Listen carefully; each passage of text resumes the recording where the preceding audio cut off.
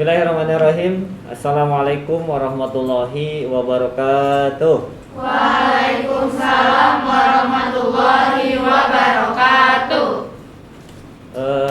Apa kabar anak-anakku sekalian? Alhamdulillah baik. Alhamdulillah ya. Dalam keadaan sehat kita bisa berjumpa kembali. Namun sebelum kita memulai belajar, silakan rapihkan dulu tempat duduknya, cek dulu kesiapannya, sampah kalau ada dicek dulu, silakan rapihkan dulu dan buang. Sudah ya? Baik, kita sudah rapi, sudah siap mulai belajar. Ustadz akan mengingatkan kembali supaya kalian tetap menjaga protokol kesehatan, karena memang untuk kali ini ya kita juga bisa melihat di beberapa media, maka dari itu kita harus menjaga protokol kesehatan, karena angka COVID sekarang lagi meningkat lagi ya, supaya kalian tetap mematuhinya. Baik, doa dulu ya. Silakan pimpin doa kepada Hera. Ya, Hera silakan pimpin doa. Istaidna Kiamat Salimun. Assalamualaikum warahmatullahi wabarakatuh. Waalaikumsalam warahmatullahi wabarakatuh. Julusan Iqra'u salat al-Fatihah. A'udzu billahi minasyaitonir rajim. Bismillahirrahmanirrahim. Alhamdulillahi rabbil alamin. Ar-Rahmanir-Rahim. Maliki yaumiddin. Iyyaka na'budu wa iyyaka nasta'in. Ihdinas siratal mustaqim. Siratal ladzina an'amta 'alaihim ghairil maghdubi 'alaihim waladdallin. Raditu billahi rabba wa bil islami dina wa bi Muhammadin nabiyya wa rasula. Rabbi zidna ilma warzuqna fahma bi rahmatika ya arhamar rahimin. Amin amin ya rabbal alamin. Semoga dengan doa hari ini kita dapat diberikan oleh Allah Subhanahu wa taala ilmu yang berkah dan bermanfaat ya. Amin. Baik, sebelumnya Ustadz tadi sudah bilang akan mengecek kehadiran ya. Ustadz absen dan kalian yang disebutkan namanya silakan angkat tangan dan bilang hadir ya. Dian Eka. Hadir Ustaz. Oke. Nawarogda. Hadir Ustaz. Oke. Napa Maulidiandra. Baik. Nabila Zahwa. Hadir Ustaz. Oke. Mulyani Anggraini. Oke. Kemarin sakit ya? Iya. Iya, oke. Kemudian Laila Andini. Hadir Ustaz. Oke. Kemudian Gina Oktaviani. Hadir. Oke. Selanjutnya Virgianda Lubna. Hadir Ustaz. Oke. Kemudian Hera Maudina. Hadir. Oke. Dita Mesela. Hadir. Oke. Salwa Oktia Rahmawati. Hadir. Iya, oke.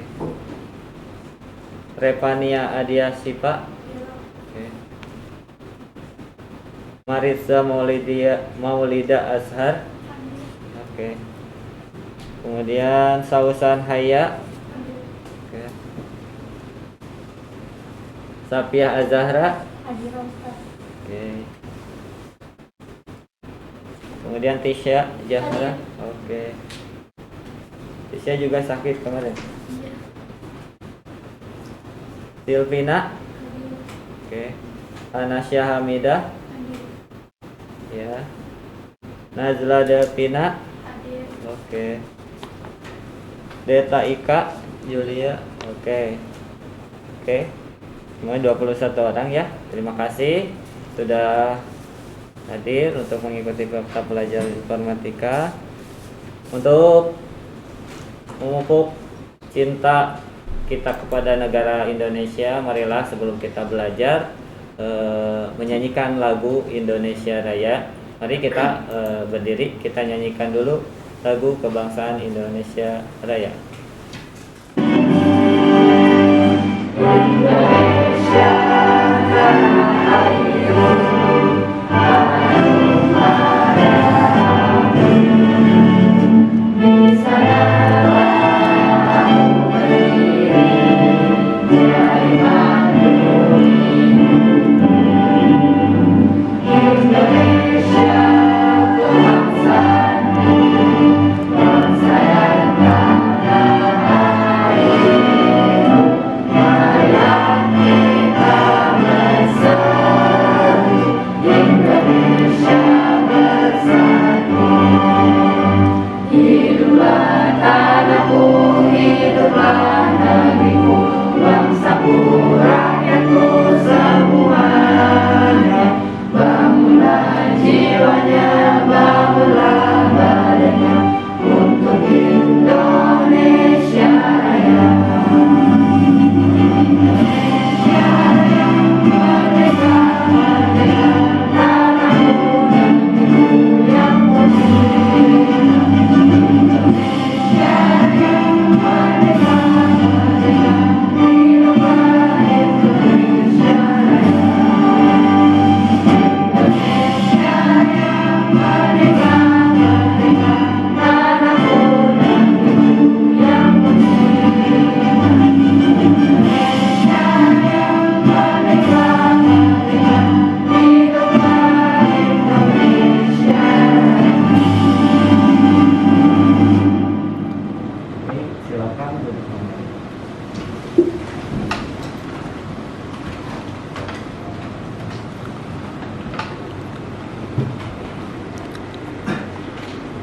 Baik, Oke, masih ingat kan untuk pertemuan minggu sebelumnya kita menggunakan aplikasi pemrograman Visual Script untuk membuat game yang berjudul Underwater. Kalian sudah bisa untuk membuat game dengan kreativitas kalian. Kemudian nanti kalian bisa mengembangkan untuk berpikir lebih kreatif lagi, karena di sini juga hubungan dengan materi yang akan kita pelajari di pertemuan sekarang tentang computational thinking. Oke, untuk pembelajaran hari ini, tujuan pembelajarannya yaitu yang pertama, setelah membaca teks PowerPoint, peserta didik dapat menguraikan pengertian dan manfaat dari computational thinking secara mandiri dan jelas. Yang kedua, setelah mengidentifikasi teks PowerPoint, peserta didik mampu mengkategorikan pendekatan dekomposisi, pengenalan pola, abstraksi, dan algoritma secara tepat dan efektif. Yang ketiga, setelah melakukan diskusi, peserta didik mampu menelaah computational thinking dalam kehidupan sehari-hari dengan tepat. Nah, itu tujuan pembelajaran yang akan kita capai hari ini.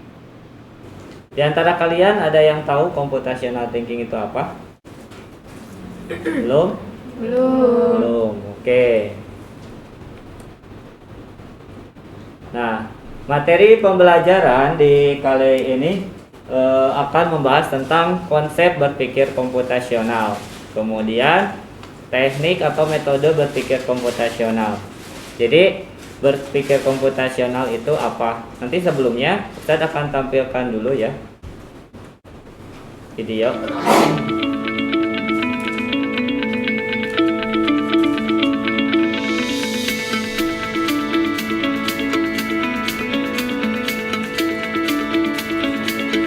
Nanti kalian simak. Revolusi industri keempat atau Industrial Revolution 4.0 kini menjadi perbincangan banyak pihak. Pemerintah, industri, dan perusahaan mengerahkan segala persiapan untuk menghadapinya. Namun apa sebenarnya revolusi industri keempat itu?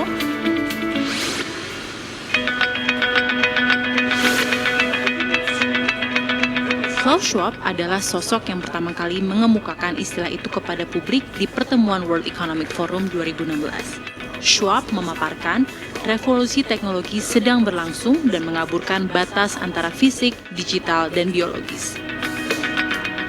Sederhananya, revolusi industri keempat adalah bagaimana teknologi seperti kecerdasan buatan, kendaraan otonom, dan internet saling memengaruhi kehidupan manusia.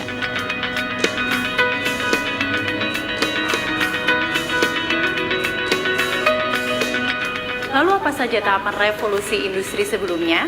Revolusi industri 1 dimulai pada abad ke-18 dengan adanya penemuan mesin uap dan mesin manufaktur.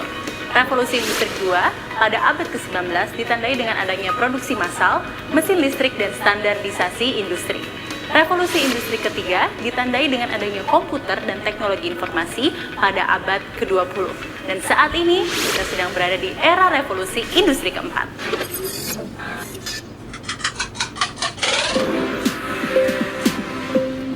Hadirnya otomasi dan kecerdasan buatan di industri tentu memberikan potensi besar untuk melipat gandakan produktivitas tenaga kerja. Berbagai perusahaan besar dunia bahkan telah menggunakan robot dan kecerdasan buatan sebagai pekerja di lini produksinya. Sebut saja Amazon, Tesla, Uber, DHL, Adidas, dan Nestle. Di Indonesia, operasional pabrik Suzuki Cikarang telah menggunakan teknologi robotik.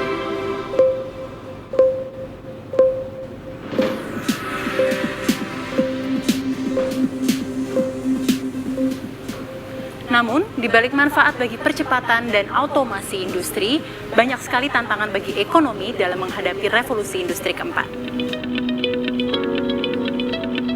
Padahal, Indonesia saat ini tengah menikmati periode bonus demografi berkat banyaknya populasi penduduk dalam rentang produktif.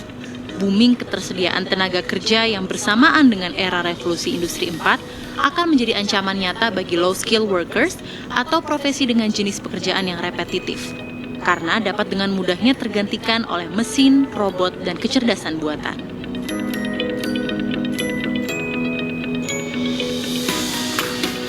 Menurut data McKinsey, 7 bidang pekerjaan yang akan tetap bertahan di era otomasi antara lain industri kreatif, teknologi informasi, profesional, manajer, pelayanan kesehatan, pendidikan, dan jasa konstruksi.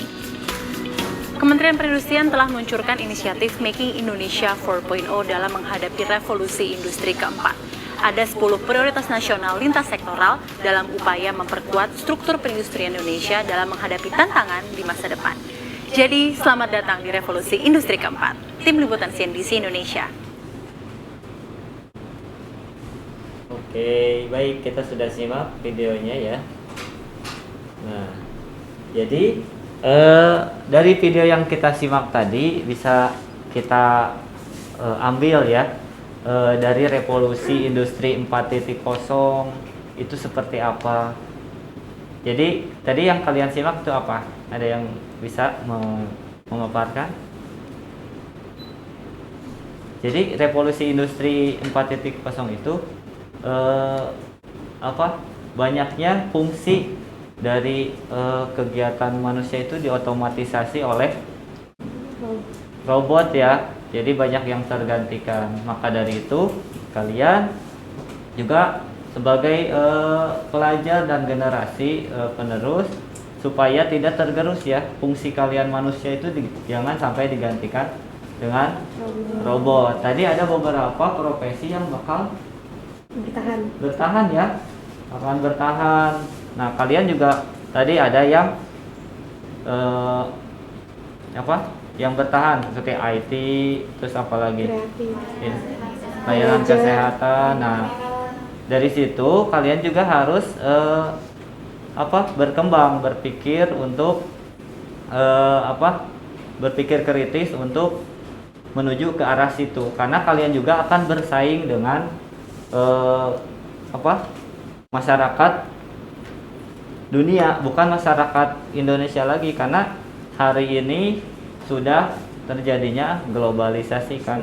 Jadi pekerja dari manapun asing bisa masuk ke negara kita. Kalian juga harus berpikir kritis, kemudian kreatif, menciptakan sesuatu. Maka dari itu tuntutan sekarang kalian harus mempelajari berpikir komputasional ya. Karena kalian dengan berpikir komputasional itu akan memudahkan mencari solusi, memudahkan mencari solusi, kemudian memudahkan membuat suatu program ya untuk menyelesaikan masalah. Oke, ada pertanyaan? Tidak. Oh, tidak. Laila, silakan. Ustadz, apa sih manfaat dari berpikir komputasional? Oke, tadi ya, dari manfaat computational thinking atau berpikir komputasional itu apa? Nah, kalian bisa berpikir secara logis. Kalian berpikir secara sistematis dan terstruktur. Jadi kalau misalkan kalian punya masalah, tidak akan bingung, oh gimana caranya, dan tidak akan misalkan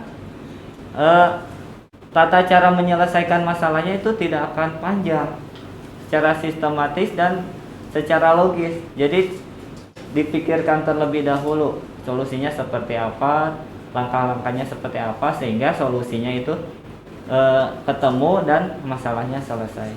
Ada lagi? Ya, Ustadz. Oke. Ustadz, kenapa kita harus belajar berpikir komputasional? Nah, tadi kenapa belajar berpikir komputasional?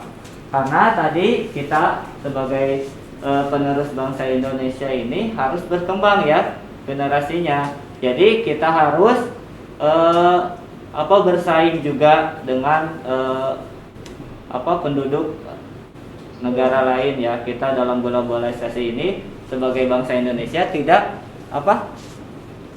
boleh, maksudnya takut bersaing. Kita bisa kreatif, kita bisa berpikir cerdas, kita bisa berpikir kritis untuk mengembangkan dan menghadapi era revolusi industri 4.0 ini. Jadi kalian tuh belajar computational thinking dituntut untuk bisa bersaing ya, dan menciptakan nanti aplikasi-aplikasi yang memang bisa menunjang kalian untuk bersaing di revolusi industri dan era globalisasi ini. Oke, ada lagi? Oke. Contoh hasil dari berpikir komputasional itu seperti apa, Ustaz? Contoh dari hasil berpikir komputasional, dulu kita menghitung pakai apa? Jari, kemudian sempoa ya. Nah, orang berpikir supaya otomatis dan mudah. Jadi berpikir komputasional itu jadi menyelesaikan masalah dengan teknologi juga ya. Tapi bisa berbagai bidang, lintas bidang, tidak hanya berkomputer saja. Contohnya kalkulator. Nah, menghitung itu kalkulator adalah cara dari hasil berpikir komputasi. Jadi mudah kan? Kalau kita menghitung lebih cepat mana, jari sama kalkulator? Nah, itu cara menyelesaikan berpikir secara komputasi dari hasilnya seperti itu. Ada lagi seperti belanja online. Dulu belanja secara konvensional, pergi ke pasar, ke mall, harus jalan atau harus naik mobil, kendaraan, terus panas-panasan, berkeliling-keliling. Nah, sekarang orang berpikir komputasional. Oh, ternyata belanja itu tidak harus kita pergi ke pasar, tidak harus berpanas-panasan, berkeliling mencari barang. Cukup duduk atau sambil rebahan lihat aplikasi handphone, buka marketplace-nya ya. Terus kita cari. Nah, terus kita pilih barang yang sesuai, check out, bayar juga kita mudah kan. Cara pembayarannya sekarang tidak usah menggunakan uang kertas, bisa menggunakan e-money, uang digital seperti itu. Jadi itu adalah salah satu dari hasil berpikir komputasional. Paham ya? Kemudian ada lagi kendaraan ya, Gojek seperti Grab, kan itu juga hasil berpikir komputasional.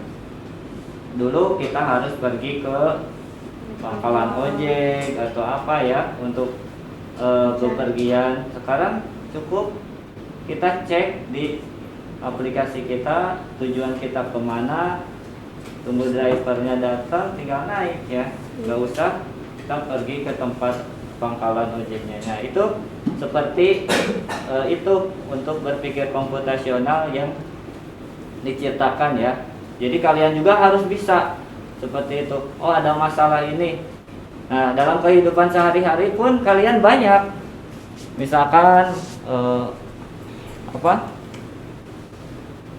menyeduh teh, menyeduh kopi, itu bisa. Oh cara-caranya seperti apa biar cepat, biar otomatis atau apa.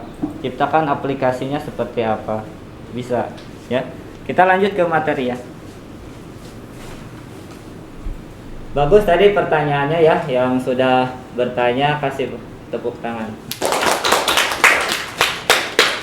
Oke, selanjutnya apa yang kita lakukan ketika kita mempunyai masalah? Nah, jadi kita selalu punya masalah.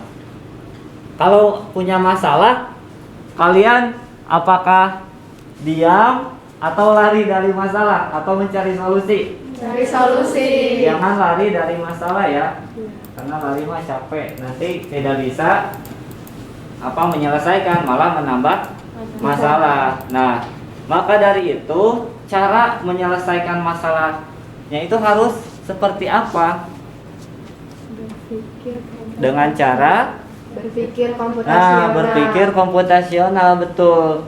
Jadi berpikir komputasional itu bisa menyelesaikan masalah tanpa solusi, bukan seperti itu ya. Tapi bisa menyelesaikan masalah dengan sistematis, dengan logis, dengan terstruktur sehingga masalahnya bisa selesai. Nah, kita belajar itu.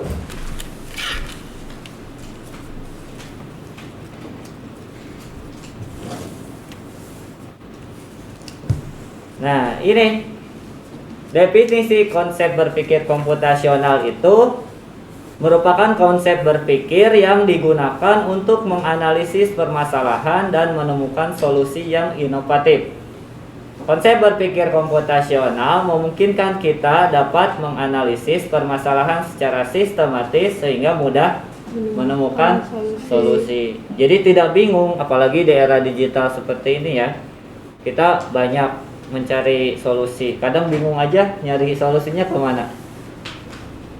Ke Mbah Google ya. Jadi kalian harus berpikir sendiri ya untuk menyelesaikan masalah. Jadi kalau punya proyek apa, kalian harus inovatif lah, berpikir sendiri ya, sesuai dengan kreativitas kalian. Nah, berpikir komputasional ini adalah konsep bagaimana menemukan masalah yang ada di sekitar kita. Kita temukan masalahnya. Dari masalah yang kecil pun kita bisa selesaikan dengan cara yang mudah. Ya. Kemudian memahaminya, kemudian mengembangkan solusi inovatif dengan bantuan perangkat teknologi. Tadi menanak nasi misalkan supaya otomatis, gimana kita membuat programnya. Menyeduh mie, menyeduh kopi, banyak alatnya kita buat, misalkan harus dipakai logikanya seperti apa cara menyelesaikan masalahnya gitu. Kalian bisa buat dengan berpikir computational thinking ini tadi akan melatih kita untuk berpikir secara logis, kemudian kreatif, kemudian terstruktur. Logis itu apa? Masuk akal ya, secara logis. Jadi tidak halu ya, tidak halu gitu. Kemudian kreatif apa? Ya ya kalian berkreasi dengan ide kalian sendiri ya. Kemudian terstruktur, ya tersusun ya, rapi. Jadi tidak tidak saling tumpuk menumpuk atau step by stepnya bagus gitu. Nah, karakteristik berpikir komputasi itu Yang pertama, kalian mampu memberikan pemecahan masalah menggunakan komputer atau perangkat lain. Kemudian selanjutnya mampu mengorganisasi dan menganalisa data. Yang C, yang ketiga, mampu melakukan representasi data melalui abstraksi dengan suatu model atau simulasi. Selanjutnya yang keempat, mampu melakukan otomatisasi solusi melalui cara berpikir algoritma. Kemudian yang E, mampu melakukan identifikasi, analisa dan implementasi solusi dengan berbagai kombinasi langkah atau cara dan sumber daya yang efisien dan efektif. Kemudian yang keenam, mampu melakukan generalisasi solusi untuk berbagai masalah yang berbeda. Oke, ada 4 pendekatan computational thinking yang kalian harus pahami. Yang pertama, dekomposisi. Ada yang sudah baca dekomposisi itu apa? Belum. Kemarin sudah dikasih ya untuk bahan ajarnya, kalian harus dipelajari. Dekomposisi itu adalah kemampuan memecahkan data atau proses dari masalah yang kompleks atau besar menjadi masalah kecil, sehingga masalah-masalah itu dapat dikelola dengan mudah. Misal apa? Sepeda kita misalkan ada bunyi kertek gitu ya. Ini bunyinya dari mana? Oh, masalahnya ada bunyi nih. Kalau di goes itu bunyi kenceng gitu. Kita pilah-pilah. Oh, periksa dulu. Oh, bannya gimana? Oh, rantainya gimana? Oh, pedalnya gimana? Jadi satu-satu diperiksa. Oh, ternyata masalahnya ada di rantai. Nah, berarti yang diperbaiki yang mana? Rantai. Jadi dibagi-bagi dulu. Oh, bannya tidak apa-apa. Pedalnya atau sadelnya tidak apa-apa misalkan. Ternyata di rantai. Oh, di rantai. Berarti kita solusinya apa? Memperbaiki rantainya gitu. Kemudian untuk pengenalan pola atau pattern recognition, metode untuk computational thinking yang digunakan untuk mengenali pola dalam sebuah masalah sehingga penyelesaian dilakukan dapat lebih baik sesuai dengan pola yang diketahui. Misalkan kita punya segitiga. Segitiga itu harus dihitung atau persegi 4. Kan beda-beda misalkan ukurannya. Nah, segitiga misalkan sama kaki atau sama sisi atau segitiga siku-siku. Apakah rumusnya sama atau tidak? Beda. Sama tidak? Tidak. Alas kali tinggi per 2 kan? Rumus segitiga kalau luasnya. Kalian bikin sendiri rumusnya enggak? Kalau misalkan segitiganya ada 5, meskipun berbeda jenisnya, rumusnya sama enggak? Beda. Oh, beda. Sama. Jadi polanya sama, rumusnya sama, polanya sama. Jadi yang beda itu apanya? Segitiganya. Bentuknya sama, ukurannya yang berbeda. Karena polanya itu sama. Oh, punya sisi, 3 sisi. Kemudian punya apa lagi? Tinggi, alas. Oh, punya semuanya. Jadi rumusnya yang dicari tetap satu aja. Jadi polanya sama. Berarti nggak usah cari semuanya rumus. Misalkan ada 4-empatnya kita cari rumusnya, tetap aja kan rumusnya mah tetap satu. Jadi polanya sama. Gitu. Itu dalam matematika. Kemudian abstraksi. Abstraksi itu penyederhanaan situasi atau masalah dengan membuang segala sesuatu yang tidak penting atau dalam masalah tersebut. Misal, kita kalau beli bakso di tukang bakso, kita mikirin nggak? Pengen piringnya warna merah, mangkoknya warna merah. Enggak kan? Enggak. Kemudian sendoknya pengen yang dari plastik gitu. Enggak kan? Enggak. Yang penting kita Makan. ada mangkoknya, kemudian ada isinya, ada baksonya ya. Yang penting gitu kan. Jadi abstraksi itu hanya mengumpulkan informasi yang penting saja. Yang sekiranya tidak penting diabaikan. Kayak makan bakso, kita tidak penting warna piringnya itu warna apa, sendoknya itu mau dari plastik atau enggak kan ya. Nah, seperti itu. Yang penting kita makan. Nah, itu abstraksi itu informasi yang dipakai hanya yang penting saja. Kemudian algoritma. Algoritma itu merupakan langkah-langkah atau prosedur yang dilakukan secara berurutan untuk menyelesaikan masalah. Jadi algoritma itu kalau kita misalkan membuat mie goreng, kita yang pertama apa dulu? Menyiapkan alat dan bahan, berarti misalkan kompornya, wajannya, airnya kan. Airnya dulu, baru apa? Baru direbus. Kemudian siapkan bumbu. Kemudian kalau sudah matang, angkat, tiriskan, terus aduk, makan. Apa kita nyiapin dulu piring, kemudian nyeduh air. Bisa nggak misalkan kalau piring dulu, terus bumbu dulu, terus masak air, atau piringnya ditaruh langsung, mie-nya di piring? Nggak bisa kan, harus berurutan ya. Jadi misalkan kalau nyeduh kopi juga, kalian meskipun misalkan bisa antara menuangkan kopi dulu atau air dulu, bisa nggak? Bisa kan, tapi yang seharusnya kita tuangkan dulu kopi baru air. Jadi harus secara berurutan langkah-langkahnya.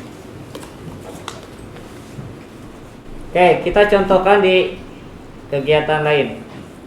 Nah, dekomposisi tadi, masalah besar, punya masalah besar, kita bagi-bagi ke dalam beberapa masalah kecil, sehingga masalah-masalah yang kecil tadi kita temukan solusinya. Nah, contoh dalam pengenalan pola. Di sini ada pola deret ya. Ada 2, 6, 10, 14, 18. Coba tebak. Angka selanjutnya angka berapa? 22. Jawabannya kenapa? Karena 4 loncat 4. Oke, karena loncat 4 ya. Jadi polanya kalian bisa tahu, betul kan? Betul. Nah, itu pengenalan pola. Nah, ini jawabannya. Pengenalan pola seperti ini, 2, 6, 10. Karena setiap angka ditambah 4. Kalian sudah tahu polanya seperti apa. Selanjutnya abstraksi. Contohnya, abstraksi di sini ada segi 4. Ada A, B, C, D, E, F. Ini dibagi 2 bagian ya, ada bagian biru dan bagian warna kuning. Berapa luas ACEF? ACEF berarti ACEF itu semuanya ya? Iya. Oke, AB 3, DF 5. Iya. Bisa nebak luasnya berapa? Panjang kali lebar kan? Luas itu. Abstraksi itu tadi apa? Membuang hanya tidak penting. Berarti informasi yang penting saja yang kita cari. Yang pentingnya berarti panjang dan lebar. Oke. Luasnya berapa? Ada yang bisa tahu? 15. Yakin? Yakin. Yakin. Tapi kita tebak. Nah, ini. Jadi yang kita kerjakan dari abstraksi ini, kita cari rumusnya. Yang penting kan, rumusnya panjang kali lebar. Nah, panjang AE kita ketahui, AB itu 3, kemudian DF 5. Jadi panjang seluruhnya kalau persegi ACEF 5 tambah 3, 8. Lebarnya berapa? 3. Lebarnya 3. Kita rumus panjang kali lebar adalah informasi yang penting. Nah, itu saja. Dan kita abaikan, yang kita fokuskan hanya luas dari persegi A, C, dan EM. Dan kita abaikan warnanya mau apa kek, mau hijau, mau merah, itu tidak penting kan ya. Jadi informasi yang penting dari mencari luas ACF ini adalah panjang dan lebarnya ya. Nah, itu. Jadi lebarnya berapa ini, panjang kali lebar? 24. Tadi nebak 15. Salah ya. Nah. Oke, selanjutnya yang algoritma. Nah, algoritma tadi sudah kita tahu, algoritma itu adalah langkah-langkah untuk menyelesaikan masalah secara sistematis ya. Jadi biasanya dituangkan kalau buat program dalam flowchart, betul. Nah, kita akan lihat bagaimana cara berpikir komputasional untuk membuat kue. Kita akan membuat 20 bolu dengan satu oven. Nah, dekomposisinya seperti ini. Kita bahannya siapkan gula, susu, mentega, terigu ya, tepung. Kemudian prosesnya mencampur, membuat adonan, mengembangkan, kemudian mengopen dan menghias. Nah, itu langkah dekomposisinya ya. Jadi menyiapkan dulu, masalahnya kan kita membuat kue. Nah, dibuat masalah kecilnya, siapkan dulu bahannya, kemudian baru langkah-langkah apa dulu ya membuat adonan tuh. Kemudian pengenalan pola. Dalam 1 jam itu hanya 1 bolu yang jadi. Kalau 20 bolu 20 jam. Oven yang digunakan cuma 1. 20 jam ya. Lama tidak? Lama. Gimana caranya supaya cepat? Kan harus 1 oven. 20 jam loh seharian. Nah, abstraksi kita lihat. Karena merupakan proses yang berulang, kita dalam 20 jam 20 kue bolu. Tidak mungkin ya kita capek ya. Nah, kan oven itu misalkan sudah 1 jam, kita jadi 1. Nah, kita tuh bikin lagi, misalkan adonannya itu sekaligus, jadi tinggal masukin oven. Jadi tidak mungkin ngopen itu 60 menit. Kan 60 menit itu dari awal sampai akhir. Ya. Jadi adonan dulu tuh dibuat, baru tinggal open. Proses open berapa menit misalkan? 60 menit. Nah, jadi dalam 60 menit itu bisa 3 kue bolu karena adonannya sudah jadi, tinggal open saja. Jadi total yang akan memakan waktu itu sekitar 7 jam. Tidak berapa? 20 jam. Oke. Nah, langkah membuat tahapan kuenya itu harus efisien. Jadi kalian mengadon semua bahannya, polanya juga harus secara algoritma ya. Jadi jangan sampai salah. Nanti baru kita tahu, oh jadi cepat karena kita sudah membuat adonan terlebih dahulu, polanya sudah tahu membuat adonannya, dan tidak harus menunggu matang, kita bikin lagi dari awal. Nah gitu, jadi lebih cepat waktunya. Oke, itu. Nah, sekarang Ustadz akan membagikan kalian kelompok. Silakan duduk seperti kelompoknya masing-masing yang sudah dibagikan ya, sesuai. Silakan duduk. Nanti Ustadz akan bagikan LKPD-nya juga.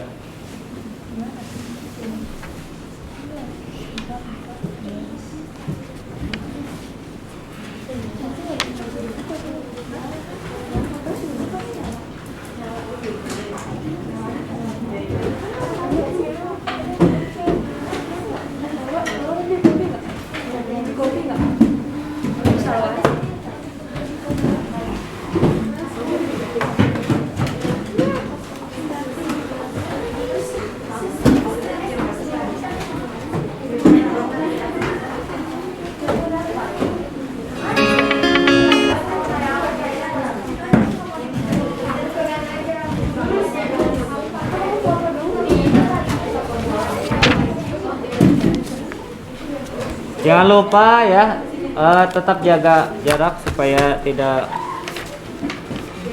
saling berdekatan.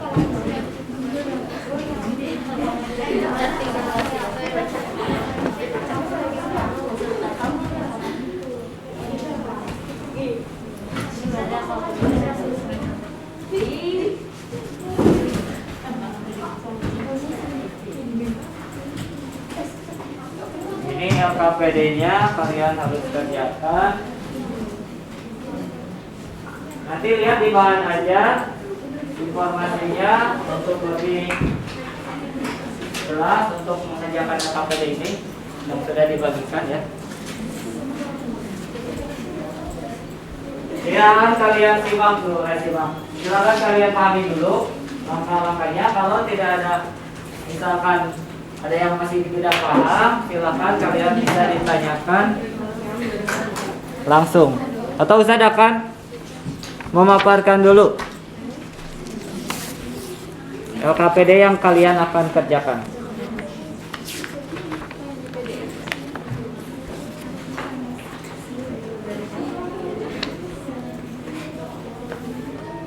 Baik, langkah kerja yang pertama, kalian itu berdiskusi.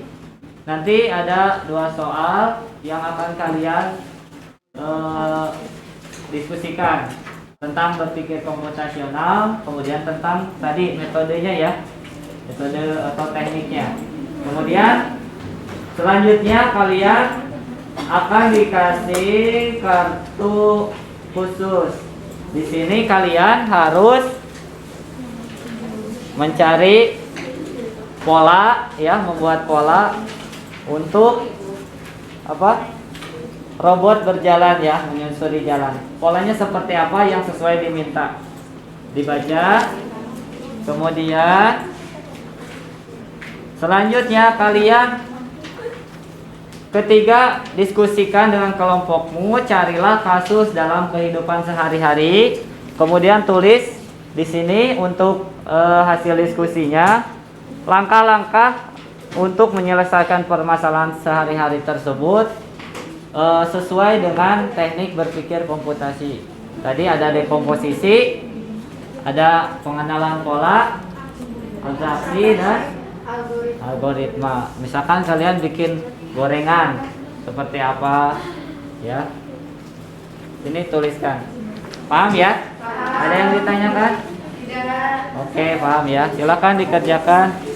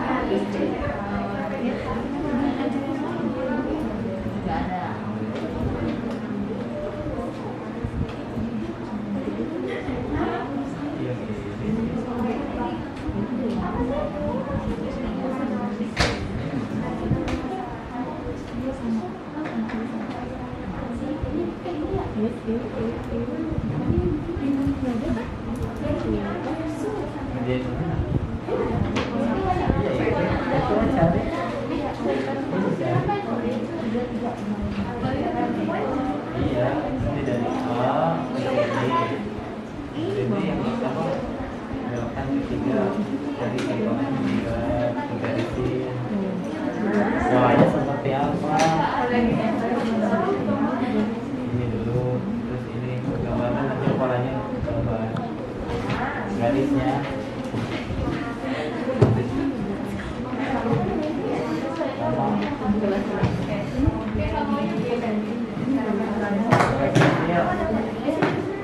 Yang kedua, misalkan ya, dari pola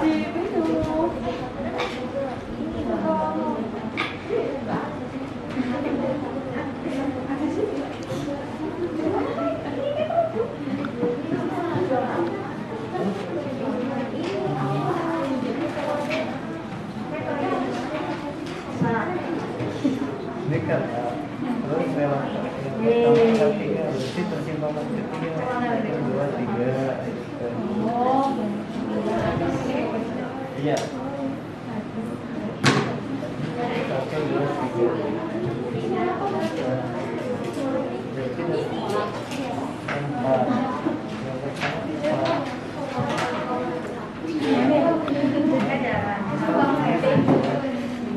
oh dari atas satunya dari bawah ya garis garis yang pertama ini nanti diberi pola di sini ya gambar ini gambar garisnya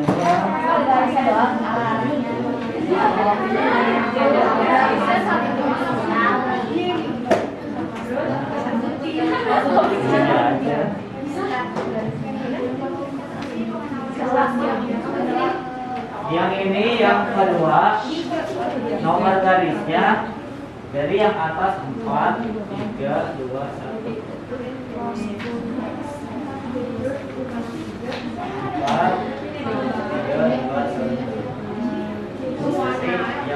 yang nomor 1 itu yang paling bawah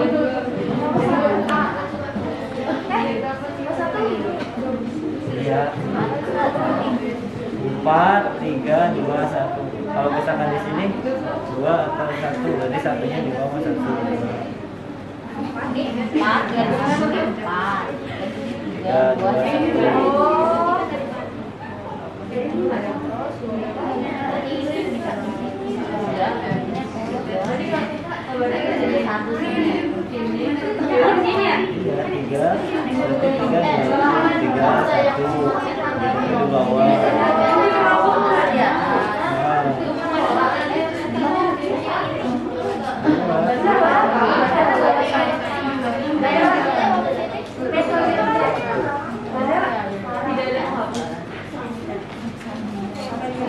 gambar itu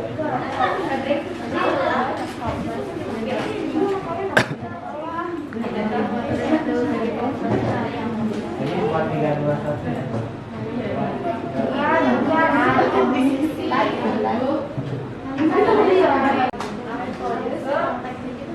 iya itu aja 3 berarti yang 4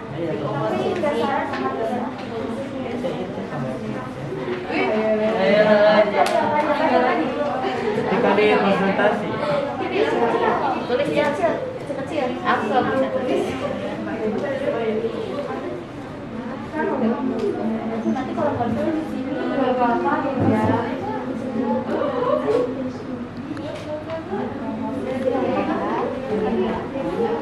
iya deh pamannya iya bisa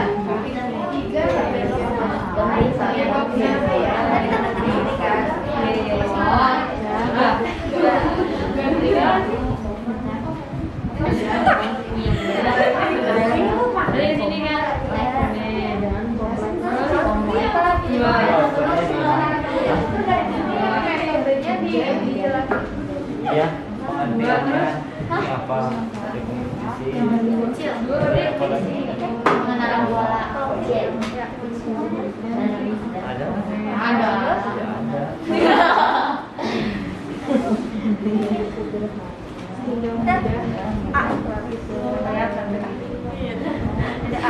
dimanakah 3,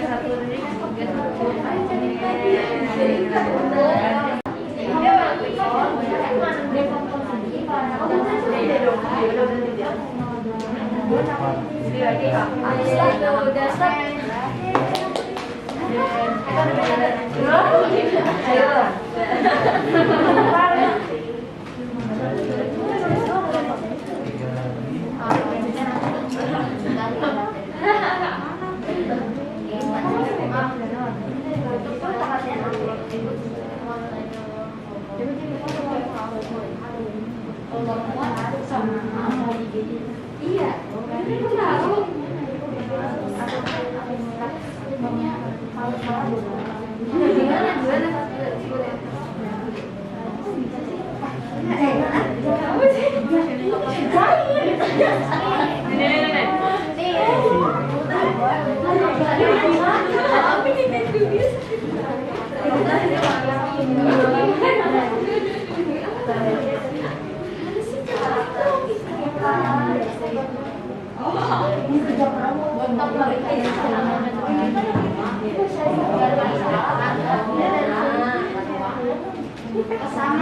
Outputnya kemana?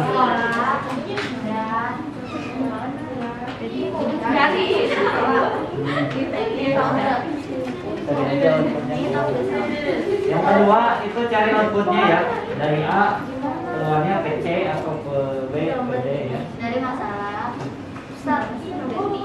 Masalah dari yang ada. Nanti kan kalau misalkan ada yang berbeda, lihat arahnya seperti apa, yang kelompok lain seperti apa, kelompok kalian seperti apa. Ada putaran empat.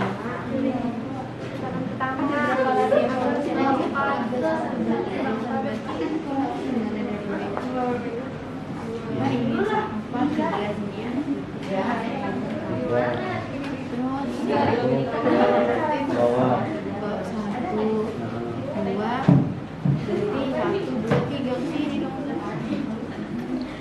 Satunya dari bawah.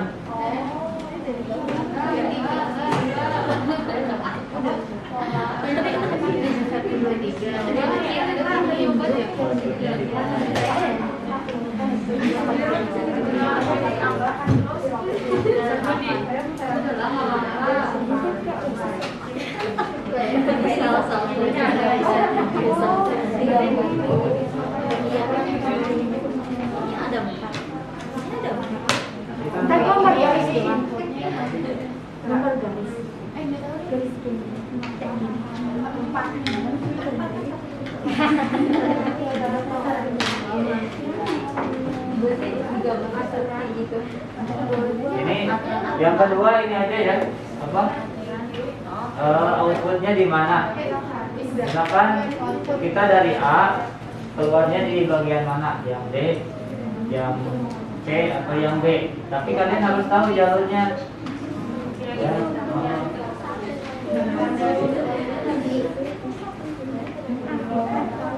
Sudah. Nomor 1 yang mana outputnya kemana? Sudah ketemu berkurang.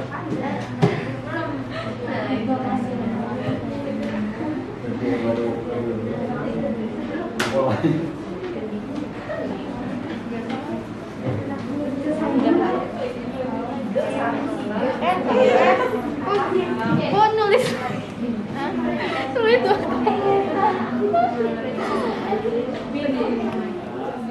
Pola buat bikin seperti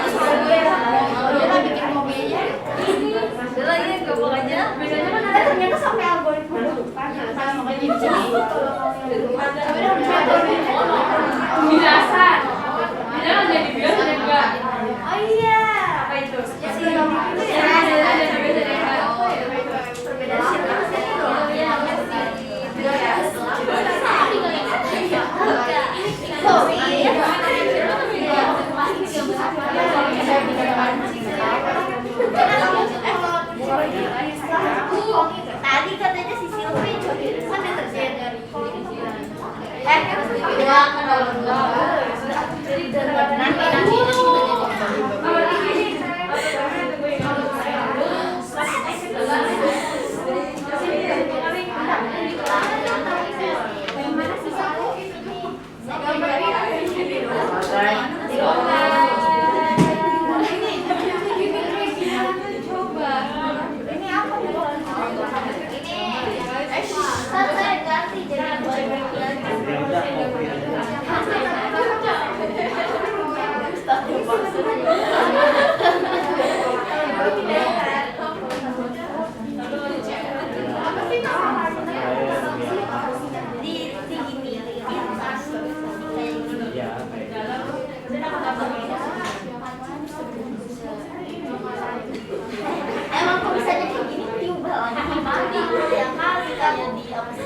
Udah selesai. Ini cari aja mulanya, keluarnya A dari mana.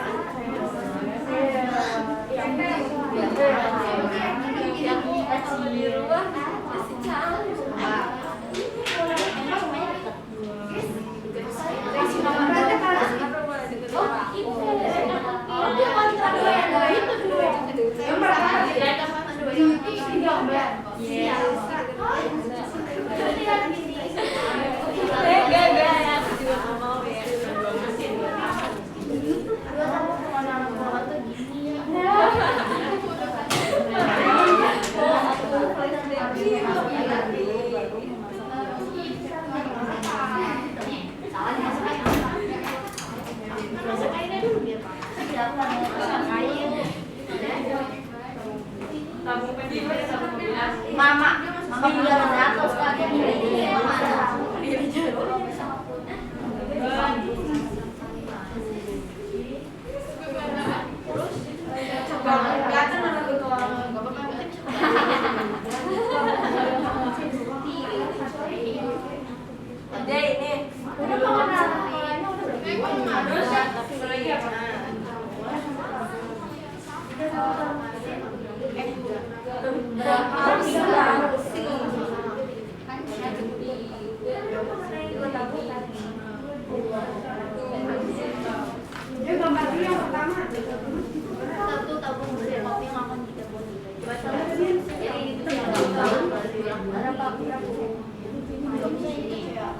berapa gelas gitu ya. Kok bisa setiap satu kopi kok satu.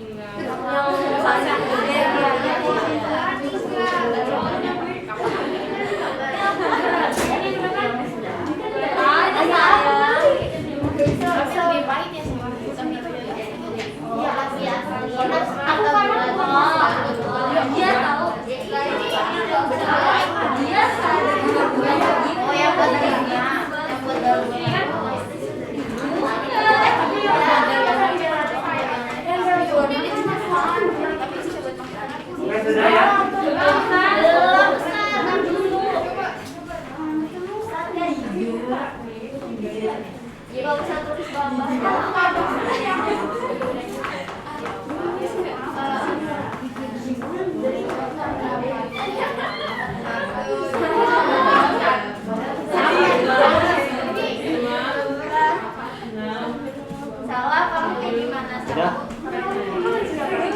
Nomor 3 udah semua. Udah. Ini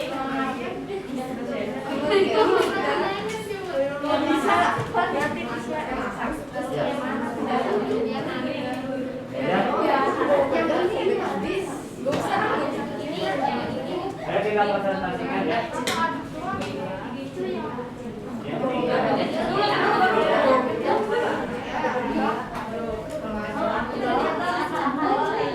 Apa sih? Bisa kelihatan bisa lagi. Oh itu aku sih. Ini udah selesai.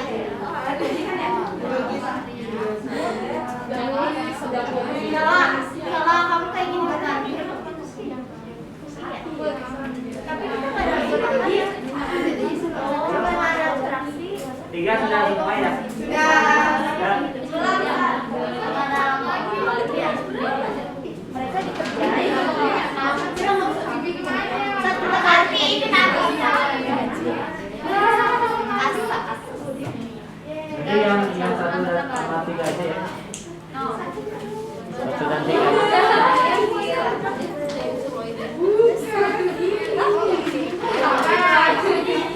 Polanya beberapa dari tiga dari.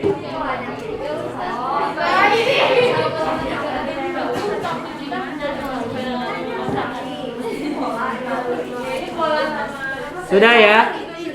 Oke. Selanjutnya kita akan lakukan presentasi masing-masing kelompok. Silakan disiapkan bahan diskusinya yang sudah didiskusikan untuk dipresentasikan ya di depan.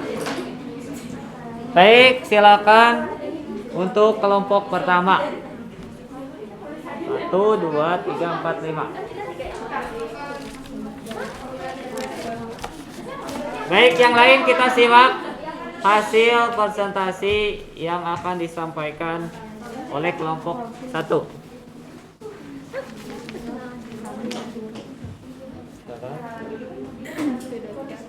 Assalamualaikum warahmatullahi wabarakatuh. Waalaikumsalam warahmatullahi wabarakatuh. Kami dari kelompok 1 ingin mempresentasikan hasil diskusi kelompok kami yang akan dibacakan oleh Nawal.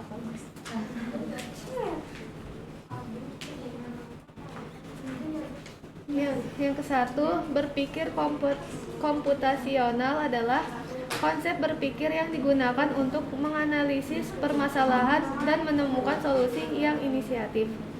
2. Metode-metode berpikir komputasional. 1. Dekomposisi. 2. Pengenalan pola. 3. Abstraksi. 4. Algoritma. Masalah yang kalian terapkan apa tadi? Cara membuat nasi goreng. Oke. Pertama, siapkan nasi putih, telur, bawang putih dan merah, penyedap, kecap, minyak. 2. Tuangkan minyak dan panaskan. 3. Masukkan irisan bawang putih dan merah hingga kecoklatan. 4. Masukkan telur dan orak-arik bersama bumbu. 5. Masukkan nasi dan bumbu lalu tumis hingga merata dan tambahkan kecap. 6. Aduk hingga merata sampai kecoklatan. 7. Sajikan di piring dan siap dimakan. Oke. Yang lain ada tanggapan? Bagus? Oke. Silakan ditutup. Sudah bagus untuk pengenalan pola, abstraksi, kemudian dekomposisinya nanti bisa dijelaskan kembali ya untuk penerapan kasus yang kalian angkat untuk tadi membuat Nasi goreng. Dekomposisinya sebelah mana, misalkan tadi alat bahannya apa, kemudian pola menggoreng itunya seperti apa, membuat goreng nasi itu seperti apa, nasi goreng. Abstraksi itu informasi atau yang bagian bahan pentingnya itu apa, kemudian baru langkah-langkahnya seperti tadi algoritma. Baik, sudah bagus, silakan tutup. Sekian presentasi dari kelompok kami. Wassalamualaikum warahmatullahi wabarakatuh.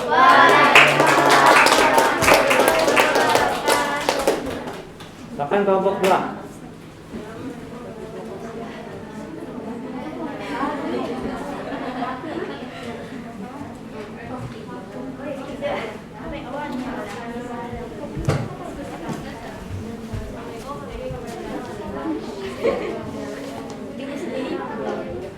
Assalamualaikum warahmatullahi wabarakatuh. Waalaikumsalam warahmatullahi wabarakatuh.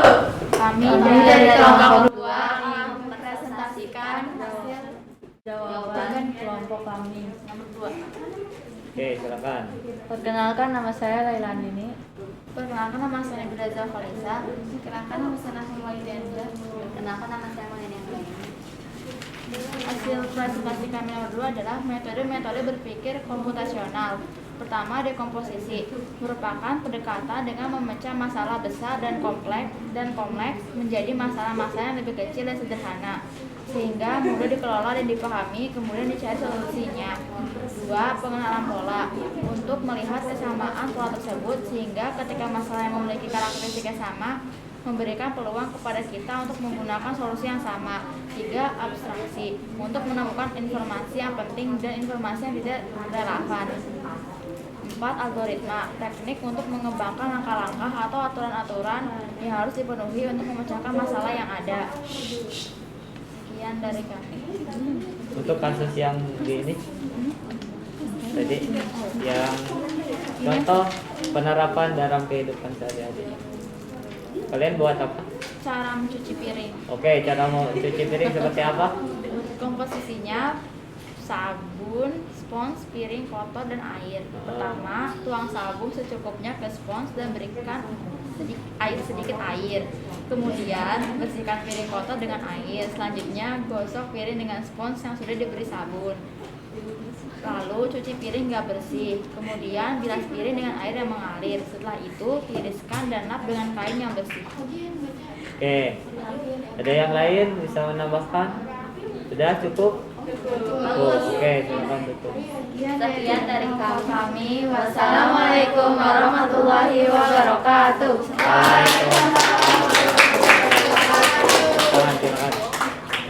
Sudah bagus. Yang ketiga ya.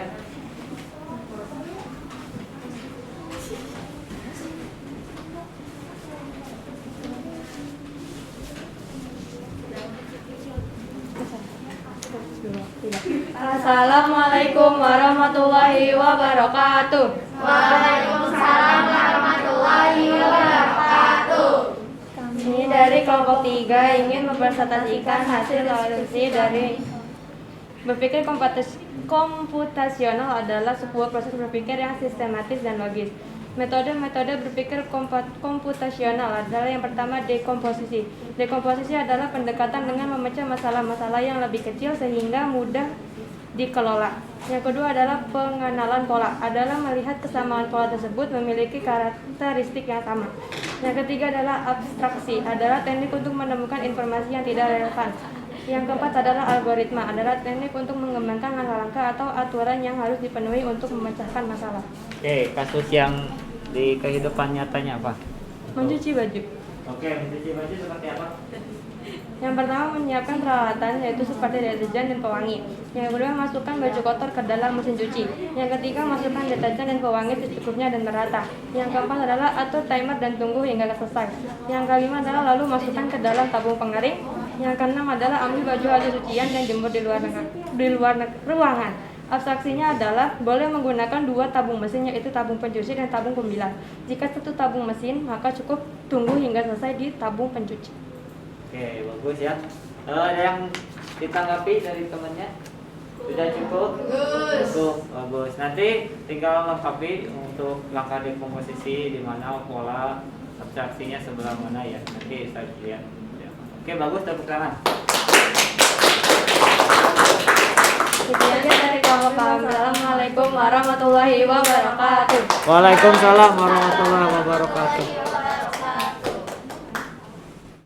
Yang keempat. Ayo, keempat.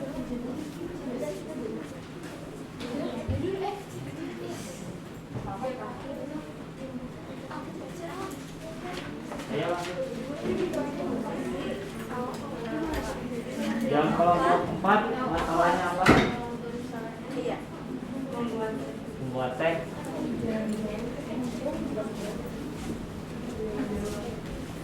Oke, baik, silakan buka.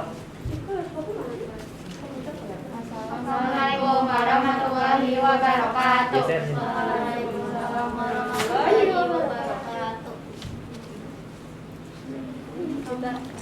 Kami dari kelompok 4 mau mempresentasikan jawaban kami.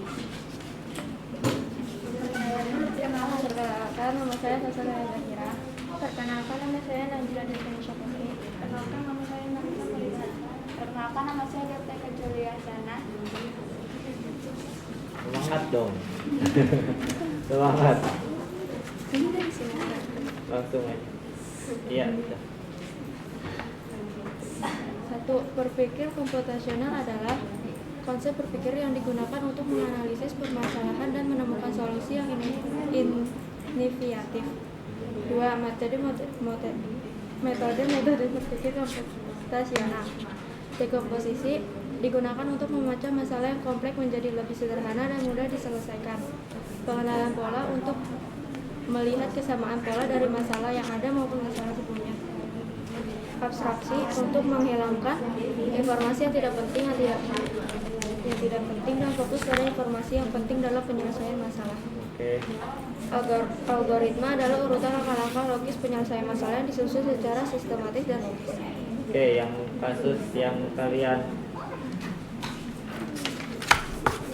selesaikan dengan berpikir komputasional apa? Membuat teh? Membuat teh. Oke, silahkan paparkan seperti apa.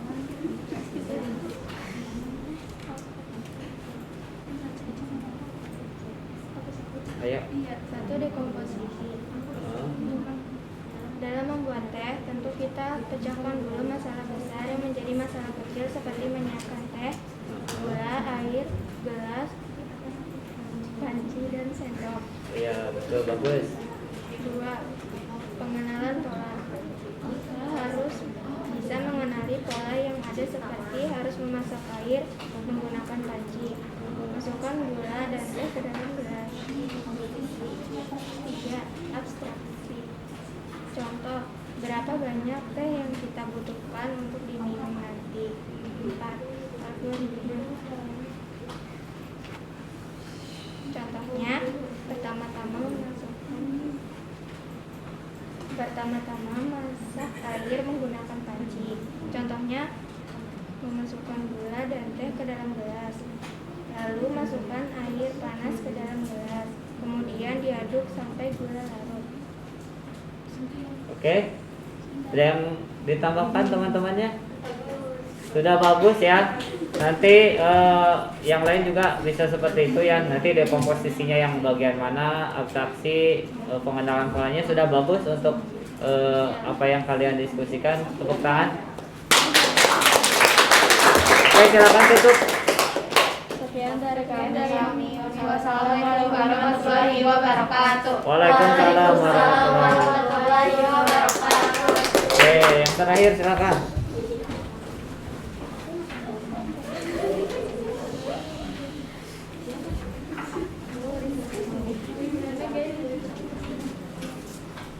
Oke, buka.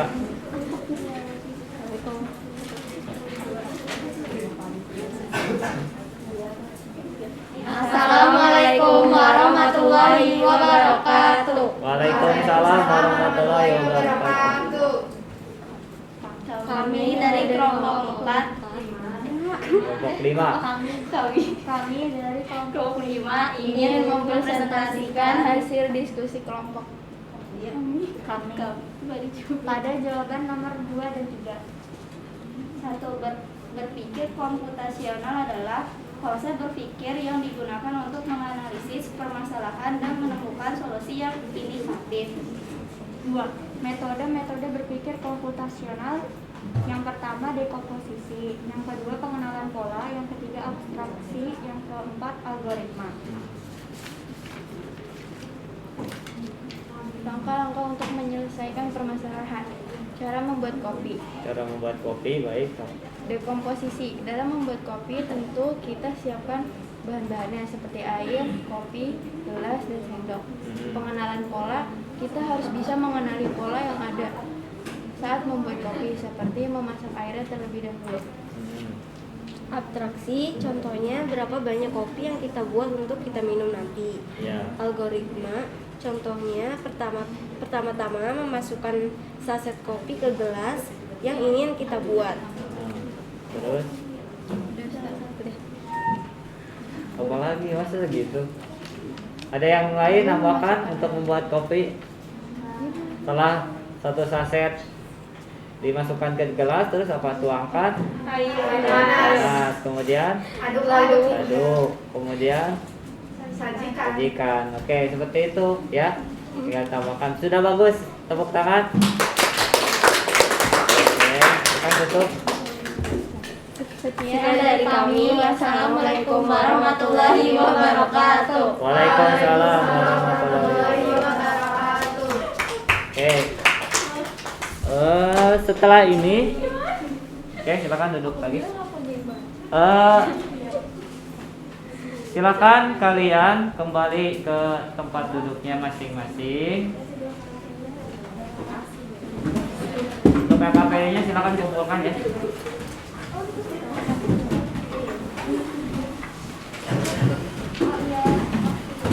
Hasil LKPD-nya kumpulkan.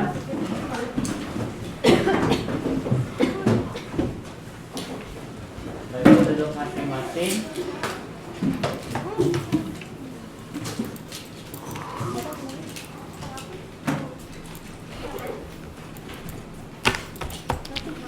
Nah, setelah ini kalian kerjakan evaluasi, soal evaluasi. Saya akan bagikan lembar kerjanya. Lembar kerjanya saya akan bagikan terlebih dahulu.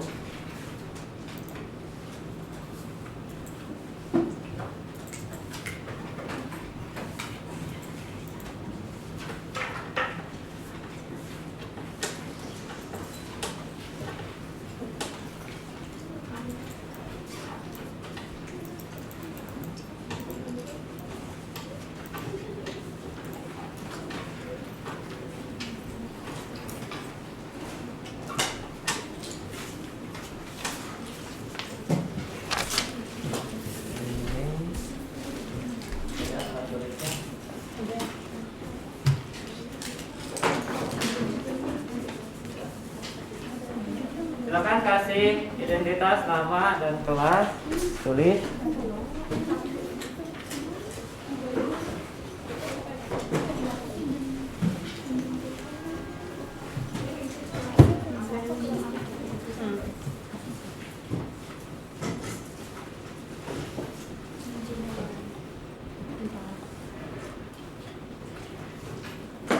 Saya akan tampilkan soalnya di layar ya.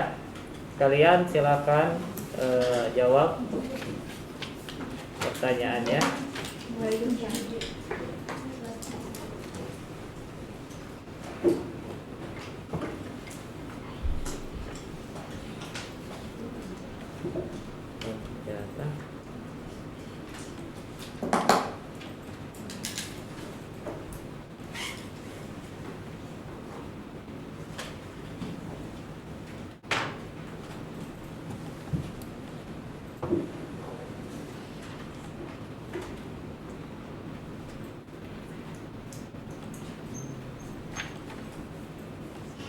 Betul nggak?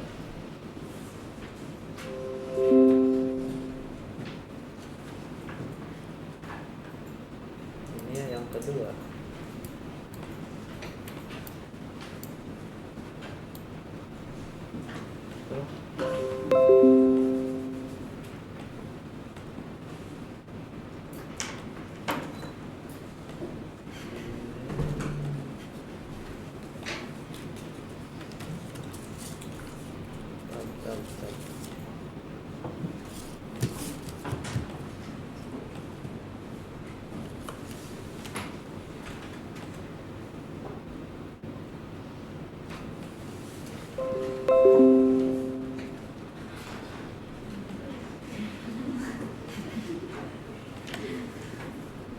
Jadi banyak ya.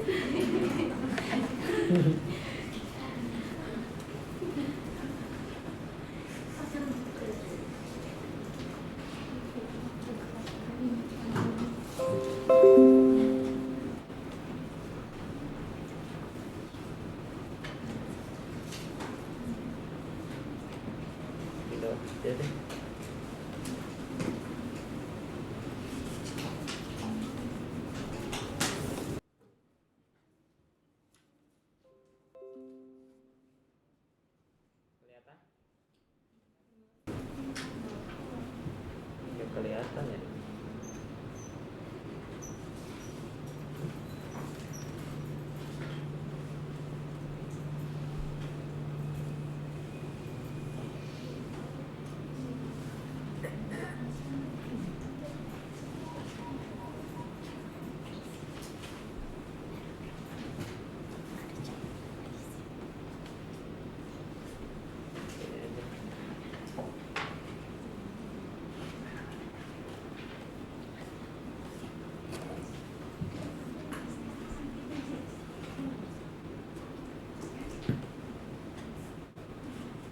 Kelihatan nggak?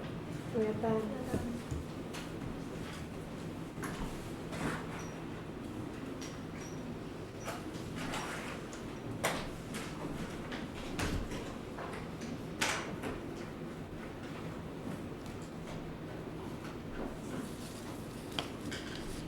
Oke, nanti Ustaz akan tampilkan untuk hasilnya ya.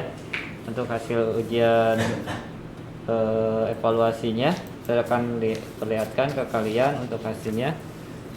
Cuman setelah ini Ustaz akan tanya dulu untuk pembelajaran hari ini ada yang bisa menyimpulkan, silakan. Saya Ustaz, Oh baik, silakan Dian. kita bisa mengerti bagaimana cara menyelesaikan masalah dengan sistematis. Oke, bagus ya. Menurut dia kesimpulan hari ini kita bisa menyelesaikan masalah dengan cara yang sistematis. Betul ya? Betul. Kita tadi sudah belajar. Ada lagi yang bisa Saya, Ustaz. menyimpulkan? Oke, silakan. Yurgi. Computational thinking melatih kita untuk berpikir logis, sistematis, dan terstruktur. Oke, baik. Computational thinking melatih kita untuk berpikir logis, sistematis, dan terstruktur ya. Tadi sudah kita bahas, memang seperti itu ya. Kita sudah tahu